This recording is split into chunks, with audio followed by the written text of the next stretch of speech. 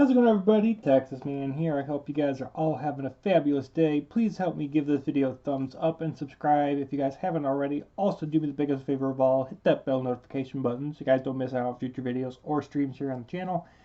And if you guys also would help me reach the goal of hitting 150 subscribers. At the time of recording this video, we are at 131.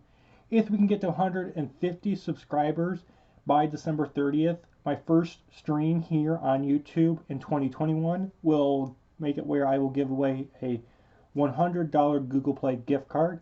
So if you guys would help share my videos around, share my channel around, and help me get to those 19 subscribers that I need, I will give away that $100 Google Play gift card in 2021. Hope you guys all enjoy this review of Star Wars The Mandalorian Season 2, Episode 2, The Passenger. Yeah, guys, that Stormtrooper still hasn't found Baby Yoda, so I encourage you guys, help him find that Baby Yoda, because this Baby Yoda thing is a carnivore. It just wants to eat whatever it wants. That Baby Yoda will eat anything. Other people's eggs, things inside of eggs. Why is Baby Yoda species such carnivores? Alright, guys, you guys know how this works. We're going to talk about positives and negatives. And I'll give you guys my final score at the very end. Of course, we're talking about Mandalorian Season 2, Episode 2, The Passenger. And this episode is about 41 minutes long, and it takes place immediately where the past episode ended. And honestly, this episode was good. It didn't have a lot of Easter eggs, not as much action, per se. It was more of a side quest. It was like a sideline adventure, which I was perfectly fine with. There's just a bunch of things I just like, okay, how does this play into the overall story of trying to find other Mandalorians? And it just got to a point where, like, I felt like I was watching Aliens and Lost in Space, but in the Star Wars universe. So originality kind of felt lacking in that sense. That being said, though, this episode is still very funny and well-packed with some good action. And I was constantly laughing throughout this episode. I love seeing Mos Eisley spaceport again at night, especially. That was really cool and really well done. There's a Wally Easter egg, and I'm sure there's tons of other Easter eggs in the episode that if you really want to nitpick it, you could find them. New aliens and the design of the aliens are all fabulous, especially the cockroach in the cantina. I love that guy. I also loved seeing Baby Yoda's reaction to things happening on screen. I was just like, because Baby Yoda can't really talk, so we get to see what he's thinking through his movement, and they did a really good job.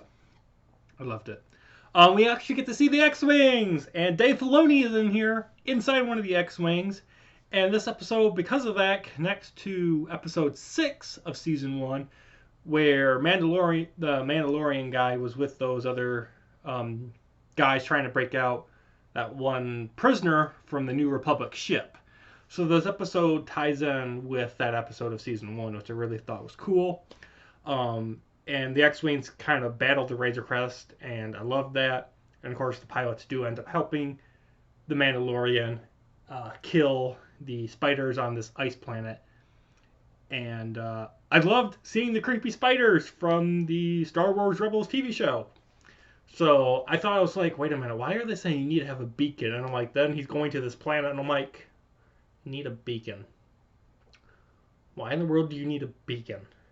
Wait a minute, the spiders from Rebels! Because these beacons emit a radio sound that the spiders don't like. And so, yeah, I loved that. That being said, the sound design was also really cool. I loved exploring the new icy snow planet. They don't give it a name. I'm sure somebody's named it something. It's not Hoth. It's not Hoth. But whatever this planet is, I was really happy that we got to see a new planet in this season finally. And the fact that the Razor Crest ship is in such a disastrous state makes me wonder how long the Razor Crest is going to be a part of the show. And if, like, in episode 3 or 4, if not, you know, maybe the season 2 finale, the Mandalorian just gives up the Razor Crest and gets something different. So that would be cool to see. For negatives, there were some very predictable moments and things. I'm just like, okay, do this already. Oh, 2 minutes later, he does it. I'm just like, yeah, you know, just very predictable moments in this episode. Um, I also don't understand why the Mandalorian, especially like when he's on Tatooine, why he doesn't use the jetpack to cover long distances, and instead he just walks around. Like I felt like that was stupid. Like he's in the middle of nowhere in the desert, and he's trying to get the Maz isolated. Instead of him using the jetpack that he has at his disposal, he's walking. Like, quit making Lord of the Ring jokes. Look at me, I have a faster way to get from point A to point B, like an eagle. But instead, we're going to walk and walk and walk for 9 hours because we got to stretch these movies out. I don't understand why they had to do that in The Mandalorian. Like, please, don't do that anymore. Also, there's really not much new in terms of Star Wars content or lore. I mean, we see old X-wing pilots from the past season. We have the Razor Crest. We've seen Tatooine. We've seen all the characters on Tatooine. They don't close the gap as to what's going on with Boba Fett. We don't know what the name of this new planet is. We have no idea where. I mean, we know where the Mandalorian's going with the passenger, the Gecko lady. But in terms of this entire episode, I'm watching this and it felt like a side quest. It felt like an Easter egg 40-minute filler episode. That's the best way to describe this episode. It felt like it was filler. Like it was a filler episode to move the plot along from episode 1 to get to episode 3. So, I mean, this episode was cool, but I'm not going to want to rewatch this episode that much, guys, except for giggles. If I had to pick between the 2 episodes that have come out so far, I would rather watch the premiere of season 2, just because I love seeing, that Marshall guy and the battle with the Great Dragon. That's going to be something that sticks in my head when it comes to Star Wars. Not this episode. This episode's very forgettable, and a lot of the stuff that's in here I've seen before, like for example, Tatooine and the spiders. So overall, it's still a good episode. It's not going to be something I'm going to want to say, this is one of the best Mandalorian episodes ever. It's not.